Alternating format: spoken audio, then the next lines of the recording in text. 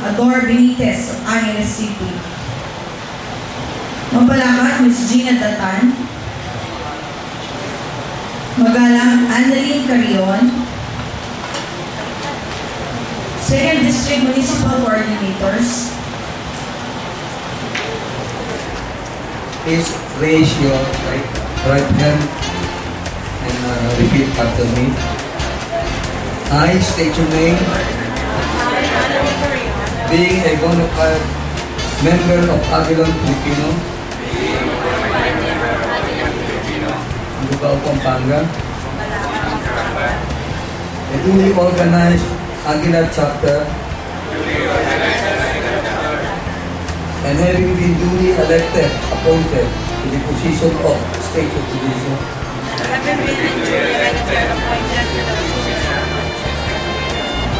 of my club, do hereby solemnly make oath that I will uphold and defend at all times all rules and regulations promulgated under the Articles of Association of Aguilan Filipino,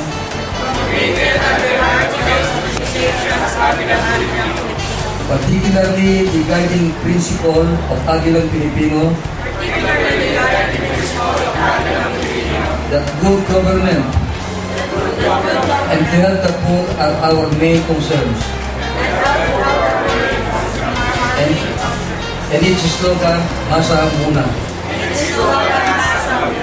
And shall always endeavor to enhance the growth and prestige of Aguilan Filipino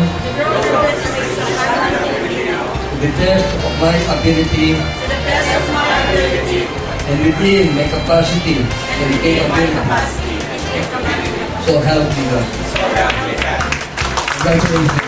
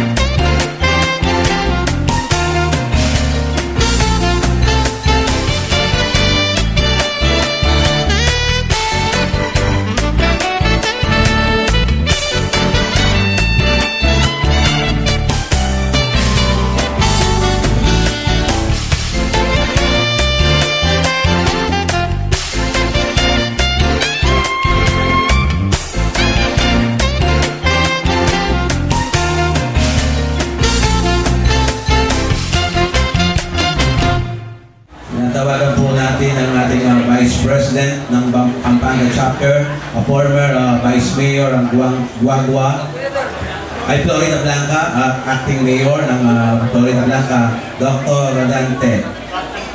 Magandang hapon po sa inyong lahat, mga kuya. Palakpakan yung mga kuya.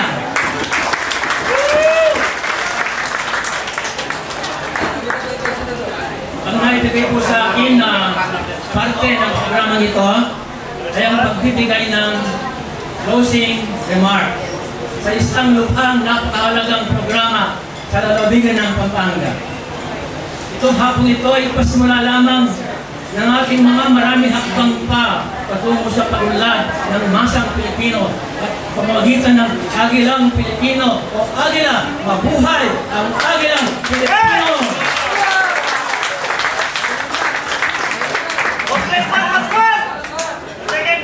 Ambassador, Senator, State President, former most outstanding councilor of the City of Manila and of the Philippines na pinangungunahan as National President ng Agilang Pilipino o Chairman po ng Agilang Pilipino sa buong kapuluan ng Pilipinas.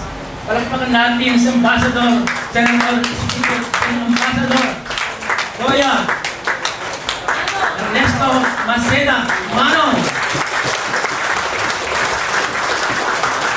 Nandito po lahat ng mga kagapay ni Ambassador Maceda kasama ang aking pamangkin na Ngayon lang kami nagkita for almost 20 years. Ito yan. Ito ay malaking pagkakataon, isang malaking swerte para sa mga agilang ng Kapampangan na pinamumunahan ni Sir Bon Velasco. Sina Kuya Kenneth, sina Kuya Pierre Raimundo, sina Engineer T. Dr. Cheng, sa ating pong lahat na magtataguyod sa ikaulad ng masang Pilipino at patungo tayo sa isang malaking parte ng kasaysayan ng buong Pilipinas, ang pagbabalik ni Agilang Joseph Ercimo Estrada.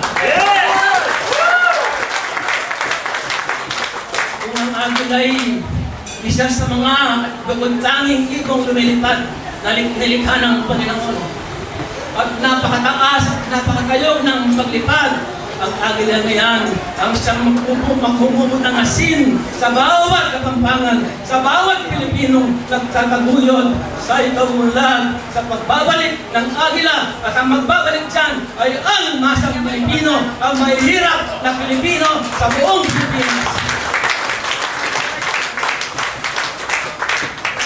Mga kapwa Kapampangan, mga pinagbubunying, mga panauhing pananghal, Ambassador, nagsimula na tayo.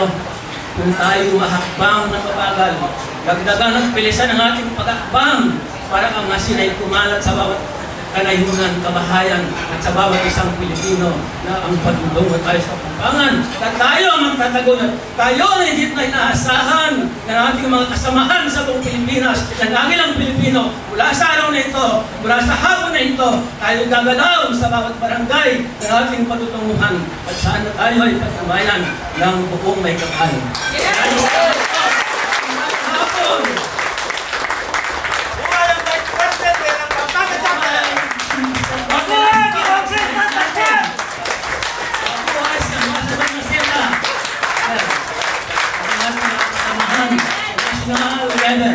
Agilang Pilipino.